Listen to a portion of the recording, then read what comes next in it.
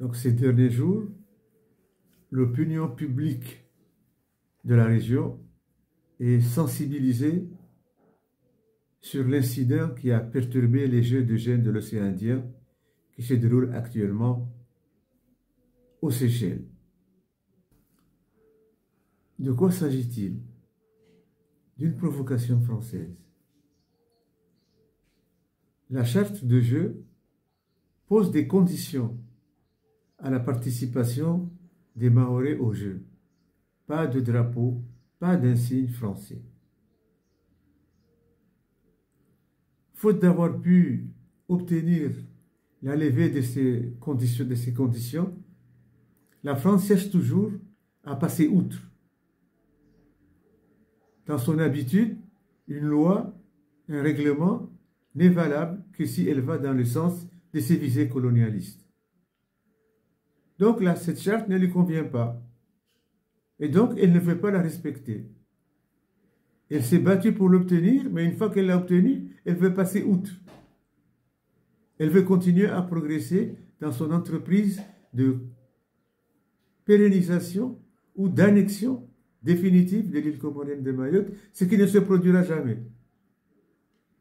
Donc, elle s'acharne, elle provoque chaque fois qu'il y a des jeux. En 2015, à La Réunion, ce fut une tentative brutale, puisque la délégation mahoraise a porté carrément le drapeau de la France et dans le défilé inaugural. Ce qui a provoqué un scandale, a perturbé les Jeux, a fait que même les Jeux n'ont pas réussi. Et donc, cette fois-ci, comme elle ne peut pas le faire ouvertement, elle utilise des voies souterraines. Elle veut le faire subrepticement. Donc, elle cherche à faire passer ces insignes à travers les maillots, ce qui n'est pas acceptable, ce qui n'a pas été accepté, et c'est heureux que la jeunesse, que la délégation comorienne ait refusé et fait échouer cette provocation. Donc, face à leur échec, les Français se lancent dans une campagne qui a perturbé certains esprits. Mais il faut savoir raison garder.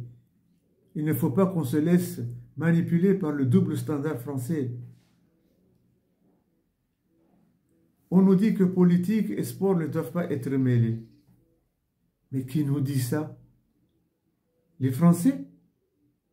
Pourquoi ont-ils empêché les Russes de participer aux Jeux olympiques qui se déroulaient dans leur pays? Pourquoi ce qui est valable là-bas n'est pas valable ici? Comment peut-on ériger le double standard en règle?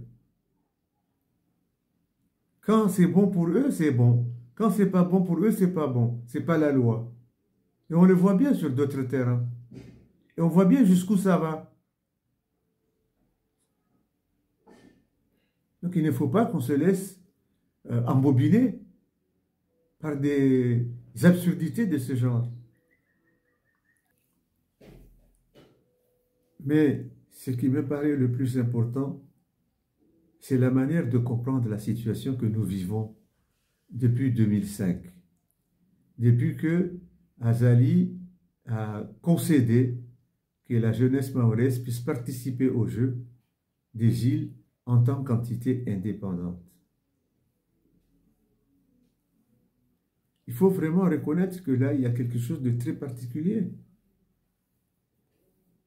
Pourquoi ce privilège à la jeunesse mahoraise?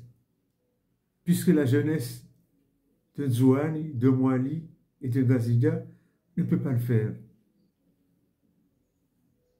Pourquoi?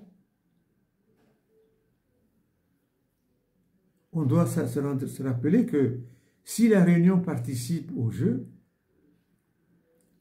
ça a été une espèce de compromis qui a été fait, puisque la COI est composée d'États. La Réunion n'est pas un État. Et la Réunion participe pas, mais ce n'est pas la France qui participe. C'est les jeunes de la Réunion qui participent. La sélection des athlètes ne concerne que les Réunionnais. Donc, ce n'est pas l'État français réellement qui participe, même si ils se mettent en avant et ils utilisent la COI pour faire avancer leur visée néocolonialiste et néocolonialiste.